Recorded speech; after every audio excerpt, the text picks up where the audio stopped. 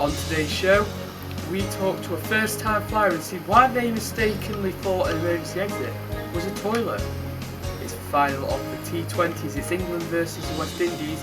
We've got all the football results, plus we're talking about Brussels Airport as it reopens. This is the Today Show. Hello, welcome. First-time flyer caused panic when she opened the plane's emergency exit, thinking it was a toilet door. The unnamed 50-year-old needed to use the facilities aboard a China Southern Airlines flight from Chongqing Airport to Shenzhen when the plane was ready for takeoff on Friday. In a bid to avoid the queue, she decided to use the other toilets that she thought was located behind the emergency exit door. Passengers who posted about the incident on Weibo, which is China's version of Twitter, reported hearing a loud hissing noise as the evacuation slide began to blow up. Naturally, some people started to panic. The flight was evacuated and delayed for 2 hours as airport staff investigated the incident. Earlier this month, a man on a China Southern Airlines flight opened the emergency exit door moments before takeoff, before the plane was delayed. He wanted to get some fresh air. Also, today is the final of yesterday was the final of the T20s, England versus West Indies. Unfortunately, we can't bring you that result as this programme is pre-recorded. Football results for Saturday then.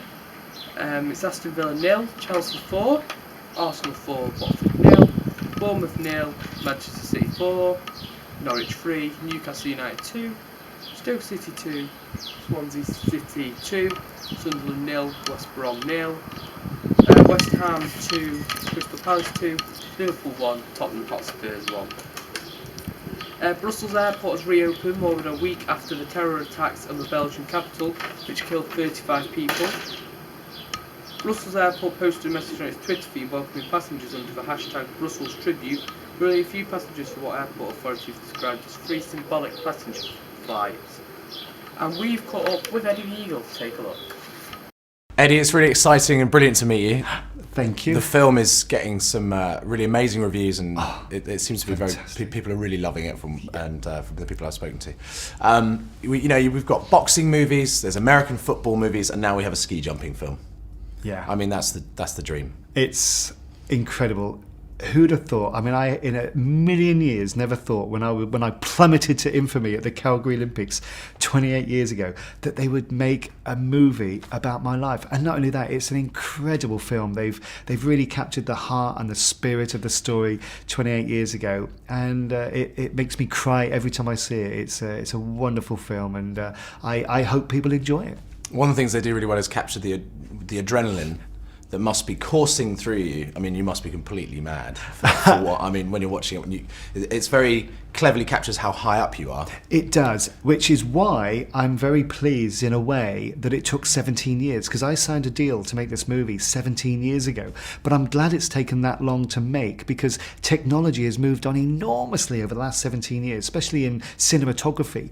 And they've really captured a jumper's eye view of what it's like when you're flying through the air. And it would have been a totally different film 17 years ago. You'd have just been up a stepladder. 17 years ago, there'd have been no CGI. It just No, would have that's been right. like you dangling from a crane. That's right. And they just put some skis on you or something like that. That's right, and it just adds to the film. And you know, when the film sort of comes behind me and you're looking down, you think, oh my God, you know, that's high, which is great. It adds to the excitement of the film, and hopefully people will realise just what it took for me, not only to just go off that jump, but to jump 71 metres and and perform and get inspired by it. It's just an incredible film. Is there a common misconception that you were actually bad at this sport? Because you can't be bad. Coming last at the Olympics is more than the majority of anyone who's ever lived.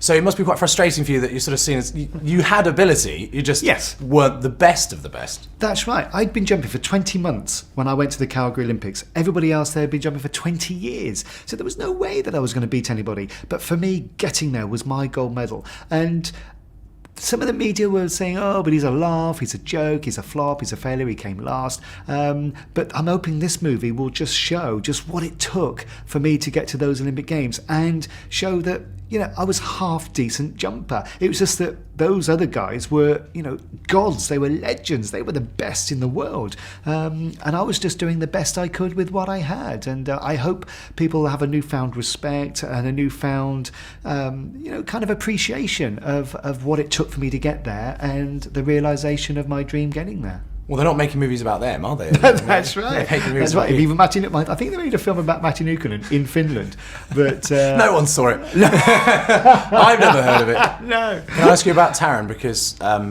he's a brilliant young actor. Saw him last year in Kingsman, and then he's playing you. What did you make of his performance? He was brilliant. I met with him for an afternoon. We had tea and biscuits, and we were chatting about a month before they started filming because he wanted to get an idea of my accent and my mannerisms. And he's done a lot of research on all the shows that I've done over the years. I'm going to Calgary, and when I met him on set for the first time, it was like looking in the mirror. He looked exactly like I looked 28 years ago. He had the jaw, the moustache, the glasses, the hairstyle, everything. And it was so easy to watch the film because he had me down to a T. It was amazing. He's a fantastic actor, and I hope he just goes from strength to strength. He was done a wonderful job. Yeah, he does. He obviously captures the fact that you have quite a sort of comedic style. I don't know whether it's like, you know, I don't think you're doing it deliberately, but there's obviously a sort of some physical comedy going on in just the way that, like when I mean Taron, by the way. Yes. When he's talking or even he's jumping, he's able to try and capture some of that eccentricity, I think. Well, that's right, and I was like that all the time.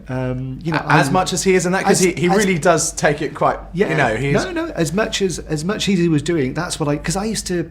I mean, I love skiing and I love ski jumping, and I was always having a laugh and that kind of thing. And sometimes I would ham it up a bit. You know, even when I'm jumping, and you know, I used to jump with the Japanese a lot, and you know how they like karaoke, and we used to stand at the top of the jump, and I'd start singing a song, and then they'd all join in, and we'd all singing karaoke at the top of the jump, and we used to do lots of little things like that. And you know, I just love doing my thing, you know, skiing and ski jumping, and so yeah, he just got me just perfectly, and it was. That is it from our new programme. We hope you enjoyed it.